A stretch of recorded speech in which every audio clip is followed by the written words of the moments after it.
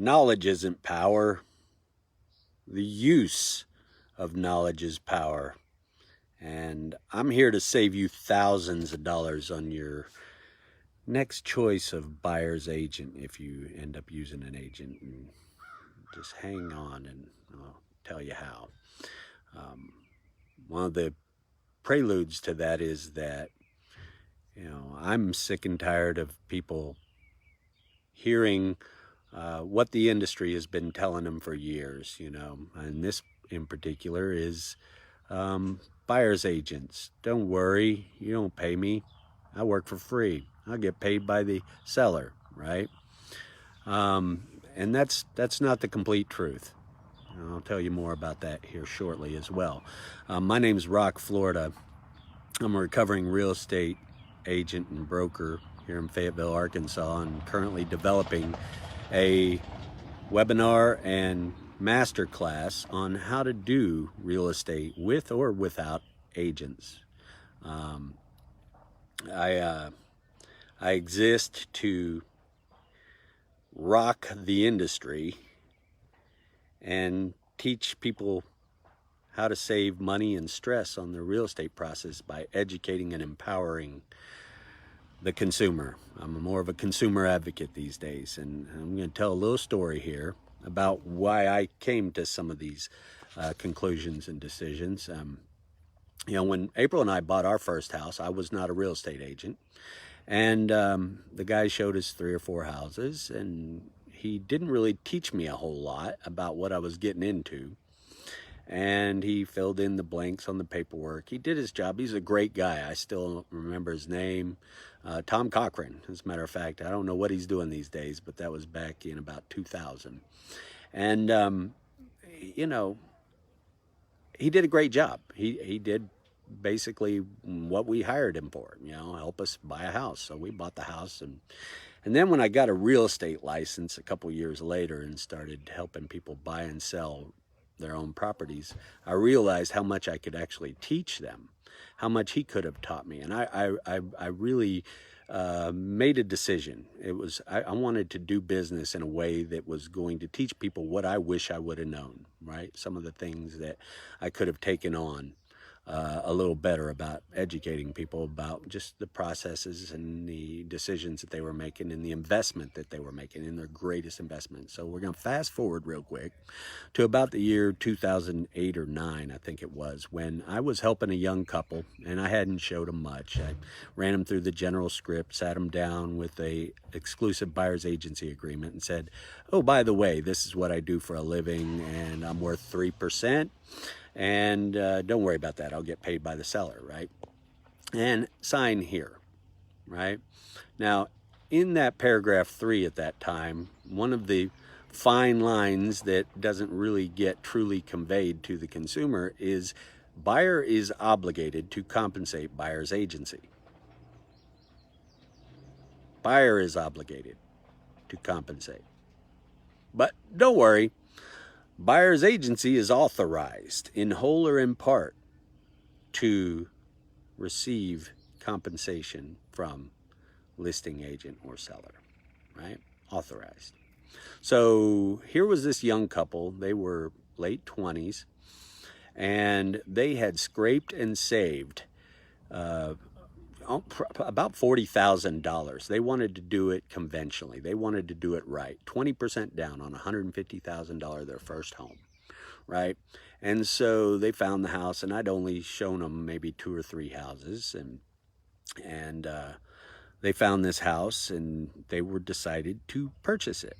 And the MLS is exclusive and antiquated, in my humble but highly accurate opinion. And the only thing that it exists for is publishing the cooperative fee, the fee that is being paid out to a buyer's agency, right? And that's not disclosed to the consumer openly. And to me, that's a problem.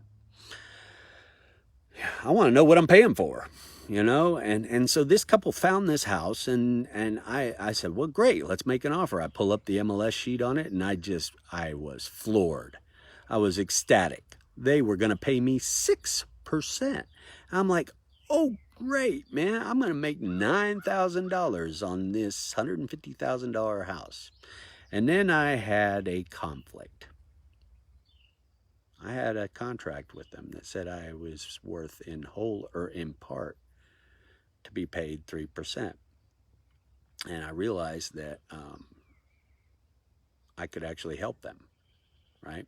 Here I was going to be compensated twice what they had agreed upon. $4,500, give or take, just for easy math. I won't disclose what the deal actually came down to. But I realized I could negotiate that to their benefit.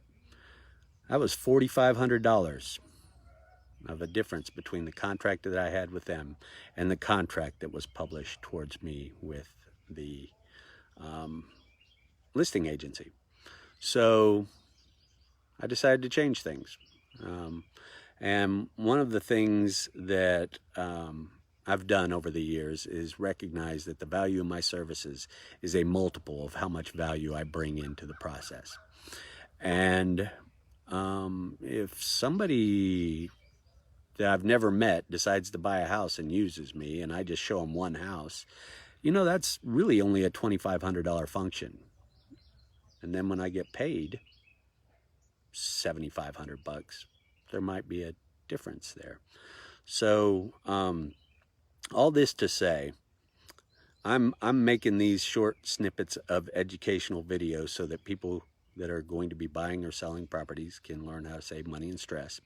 And so here's your takeaway for today. When you're hiring a buyer's agent, it is entirely, depending on the state that you're in and the laws of that state, you know, you can actually orchestrate a contract with your buyer's agent that says, hey, I'll compensate you $5,000 to find me a house that I can't find myself. Or if I find one myself, you know, maybe that's a $2,500 function or a 2% function or whatever it is.